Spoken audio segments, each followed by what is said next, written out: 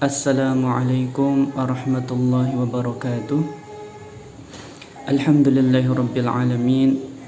Wassalatu wassalamu ala asyrafil anbiya'i wal mursalin sayyidina Muhammadin wa ala alihi wa ashabihi ajma'in. Amma ba'd. Bapak-bapak, ibu-ibu, ma'asyiral muslimin yang mudah-mudahan senantiasa dirahmati Allah Subhanahu wa taala. Alhamdulillah, saat ini kita sudah berada di bulan Ramadan, bulan yang begitu banyak kemuliaan, keberkahan, kebaikan, yang mana tentu kita sudah sangat menyadari bahwa bulan ini adalah bulan diwajibkannya berpuasa kepada kita sekalian. Kalau kita melihat ayat-ayat tentang pembahasan puasa yang ada di dalam surah Al-Baqarah mulai dari ayat 183 dan seterusnya, kita akan mendapati ada satu ayat, yaitu ayat yang ke-186, yang kalau diperhatikan sekilas tidak ada kaitannya dengan urusan puasa atau bulan Ramadan. Ayat 183 cerita tentang kewajiban puasa, 184 bercerita tentang beberapa syariat terkait hukum puasa, termasuk orang-orang yang diperbolehkan untuk tidak berpuasa, semisal orang sakit, dalam perjalanan, tidak mampu, dan seterusnya.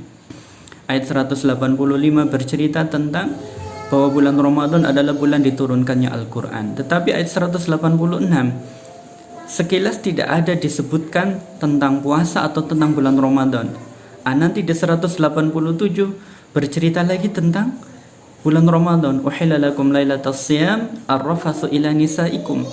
Jadi seakan-akan kok ada potongan ayat yang tidak cerita tentang Ramadan atau tentang puasa. Dan mungkin sebagian besar dari kita sudah tahu atau bahkan hafal ayat ini, di mana Allah Subhanahu wa taala menyebutkan, a'udzubillahi minasyaitonirrajim, wa idza sa'alaka 'ibadi 'anni fa inni qarib ujibu da'watad da'i idza da'ani falyastajibu li wal yu'minu bi la'allahum yarshudun. Ya, ayat ini cerita tentang masalah doa, terkait doa, yang artinya kurang lebih, dan ketika hambaku bertanya kepadamu tentang diriku, anni fa inni qarib, maka sesungguhnya aku ini dekat. Ujibu da'watad da'i idza da'an, aku akan mengabulkan doa tatkala mereka berdoa.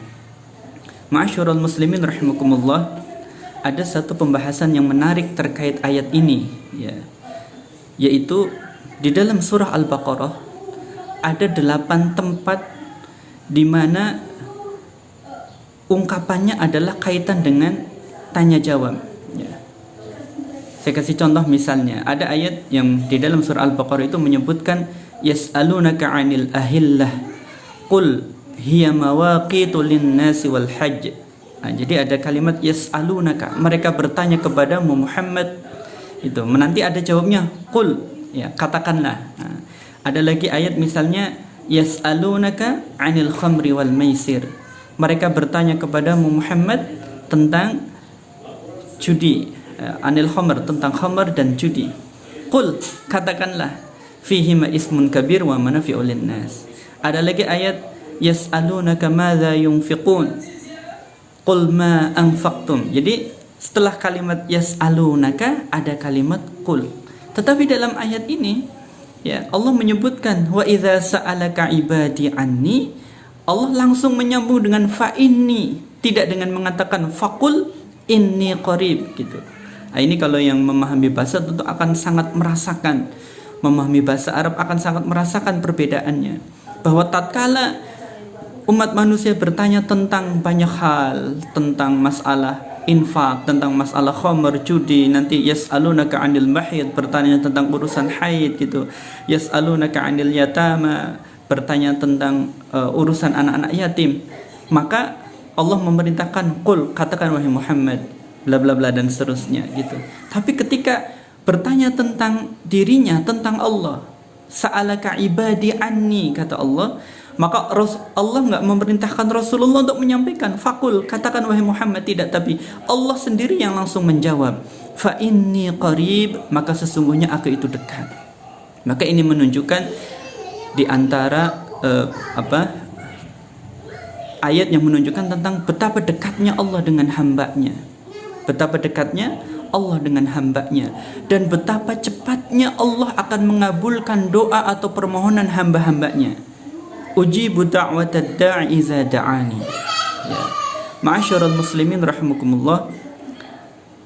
Tadi sudah sedikit saya sampaikan bahwa ayat ini ada pembahasannya di tengah-tengah ayat tentang puasa, yang menunjukkan bahwa ada keutamaan tersendiri tatkala kita berdoa atau memohon kepada Allah di saat kita sedang berpuasa ataupun di dalam bulan Ramadan.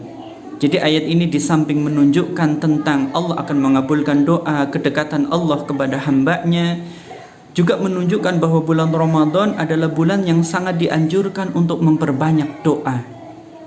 Terlebih sekarang kita sedang berada dalam kondisi yang tidak mengenakan, yaitu adanya wabah corona atau COVID-19, yang mana tentu kita semua berharap agar wabah ini, agar keburukan ini, agar penyakit ini segera Allah angkat dari atas muka bumi ini. Kita menyadari bahwa segala sesuatu terjadi atas kehendak Allah Subhanahu wa taala. Maka amat sangat mungkin bagi Allah kalau Allah berkehendak untuk menghilangkannya segera, itu bisa terjadi. Idza arada syai'an ay yaqula lahu kun fayakun. Maka pada kesempatan ini saya mengajak kepada kaum muslimin semua untuk memperbanyak doa di bulan Ramadan yang mulia ini, wabil khusus doa di antaranya tentu di samping kita berdoa untuk kebaikan akhirat kita, dimudahkan untuk ibadah, diberikan keselamatan, kesehatan, kemudahan ibadah, semangat ibadah dan seterusnya, juga berdoa untuk kita semua agar Allah segera mengangkat wabah COVID atau virus corona, penyakit corona yang sudah cukup lama membuat kita menjadi resah, gelisah dan seterusnya. Kemudian pembahasan yang lain adalah terkait masalah doa. Di dalam orang berpuasa itu, kata Rasulullah, ada masa di mana Allah akan mengijabah doanya. Ya, jadi ini mungkin masyhur, sudah sering kita dengar tentang 3 orang yang doanya tidak tertolak. Ya, salasun la turuddu da'watuh. Ada 3 orang yang doanya tidak tertolak, yaitu yang pertama al-imamun adil, imam atau pemimpin yang adil. Kemudian yang kedua wasaimun hina yuftir, dan orang yang berpuasa tatkala dia berbuka atau saat berbuka. Wa da'watul mazlum, dan dakwah doa orang yang terzalimi. Nah, terkait doa menjelang berbuka ini ada hadis lain yang menyebutkan innalis-shaimi inda fitrihi da'watun la turad, bahwa sesungguhnya bagi orang yang sedang berpuasa inda fitrihi, tatkala dia sedang berbuka, ya ada da'watun la turad, ada doa yang tidak tertolak.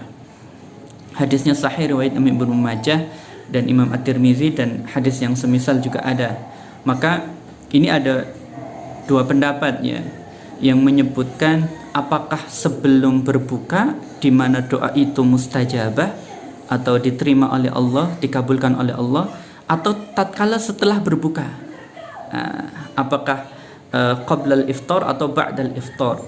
Nah, maka ada yang kemudian menggabungkan keduanya, ya, yaitu pada 2 kondisi halataini, yaitu qabla wa ba'dahu.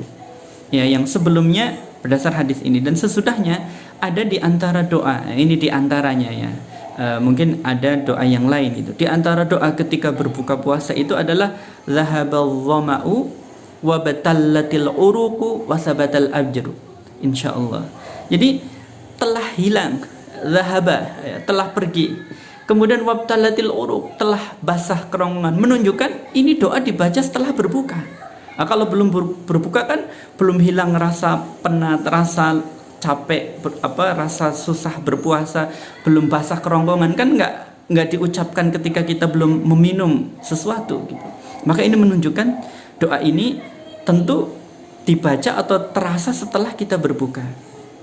Nah, ala kulli hal, intinya adalah bahwa berdoa tatkala hendak berbuka atau setelah berbuka itu ada keutamaan di dalamnya. Maka jangan sia-siakan kesempatan yang Allah berikan. Insyaallah menjelang berbuka nanti mari kita perbanyak doa. insyaallah doa kita akan diijabah, dikabulkan oleh Allah Subhanahu wa taala. Amin amin ya rabbal alamin. Demikian yang bisa saya sampaikan. Mohon maaf jika ada kekurangan dan kekhilafan. Saya akhiri bila taufiq wal hidayah. Wassalamualaikum warahmatullahi wabarakatuh.